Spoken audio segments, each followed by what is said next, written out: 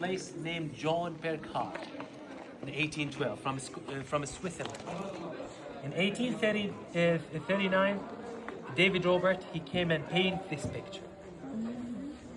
He added some human feature. It was not there. It was all being taken off in a Byzantine time.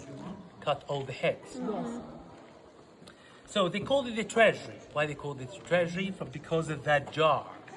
The urn at the top, it's representing Egyptian influence. So they thought inside that jar there's a gold, the local, the Bedouins. So they shot it by rifles. That's why you can see the remain of the bullet holes around the statue here. And that's why they named it the Treasury. But actually, it's a tomb. It belongs to one of the kings of the Nabateans named Aritas IV, who leads the Nabateans kingdom from 9 BC till 40 AD, almost 50 years. What they found underground, where that sign, not allowed to go in, they found a whole floor in 2003, where they found the human skull, a human body bone, and animal bones. The animal could be from the sacrifices. What about the human? Did the Nabateans sacrifice a human? How they can know? From the DNA test, with the teeth. They found a seafood from the Red Sea. The closest place to the Red Sea from here is the Gulf of Aqaba. It's 125 kilometers far from here, where he came from today. It's need 1.5 or 2 hours driving. Back in ancient time, might be needed 1 whole week. To preserve the food, they use the salt. The salt was not cheap. In ancient time, the people, they were paid on salt, right? How it's expensive. So, and they, to bring it from there, they need to pay a lot of expenses. So who used to eat it here, he's not an ordinary human. He's a rich man. Very aristocratic man. And they did that sculpture. The same with this facade was dated the first half of the first century AD. So it might be that skull they found recently. It could be belonged to Aritas IV, the king. So let's talk about all the statues, the figure from the top to the bottom. The urn is Egyptian influence. 1, 2, 3, 4 falcons, eagles. Those are Assyrian influence. The feminine god in the middle, could be called the Isis, so Isis, feminine god of Egypt.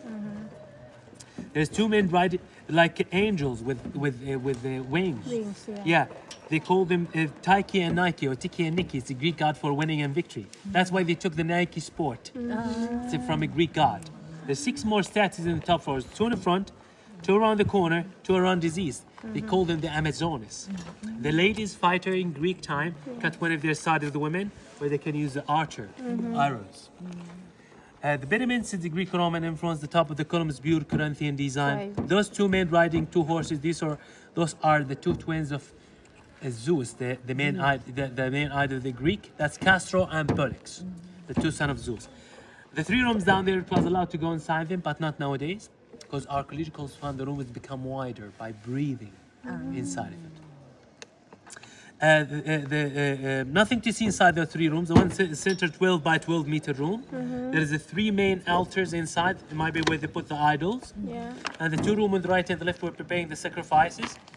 Those holes on the right and the left of the main entry, those are not a bullet holes. That's the way how they hang inscriptions, but in a marble piece. So the only thing being restored from the whole picture is the third column from the left. The upper part and the lower part is original. Only the middle part, you can see those breaks. It's being restored in 1962. Why? Because when the Nabateans carved it from the top to the bottom, they added those 2 pillars to keep it more supportive, the facade.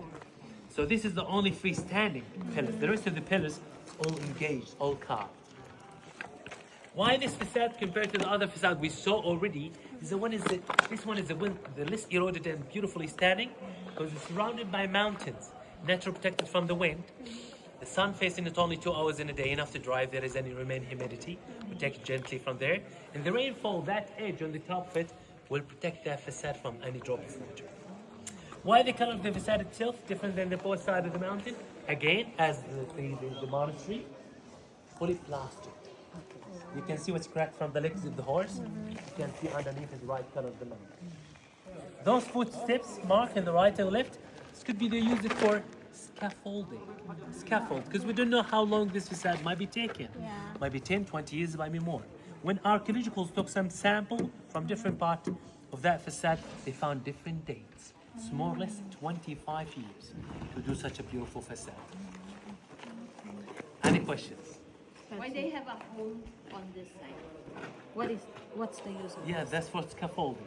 Scaffolding. Pagbababa sila, te. So that also they set up sila From the top. Oo.